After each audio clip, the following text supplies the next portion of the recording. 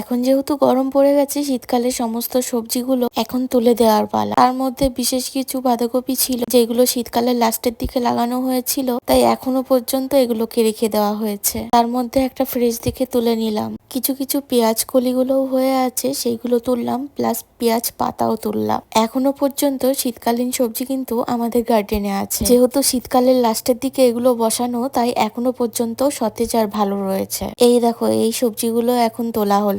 এই শীতকালের সবজি আমরা চেষ্টা করি 2 থেকে 3 বার পদে পদে লাগানো। মানে প্রথম দিকে যেগুলো লাগানো হয় সেগুলো তো খাওয়া হয়েই যায়, আবার লাস্টের দিকে যেগুলো লাগানো হয় সেগুলো গরমকাল পর্যন্তও চলে। মাঝখানের দিকে গুলো পুরোপুরি শীতের মধ্যে হয়, সেগুলো খাওয়া হয়ে যায়। যাই হোক, এই দেখো আমাদের গার্ডেনের সমস্ত সবজি। তোমাদের কেমন লাগলো অবশ্যই কিন্তু কমেন্টে জানিও। সাথে পরে একটা কমলা লেবু তুলে নিয়ে আসলাম, সেটাও তোমাদের সঙ্গে শেয়ার করব। দেখা হচ্ছে অন্য কোনো ভিডিওতে। ততক্ষণে সবাই সুস্থ থেকো, ভালো থেকো, আর আমাদের ভিডিও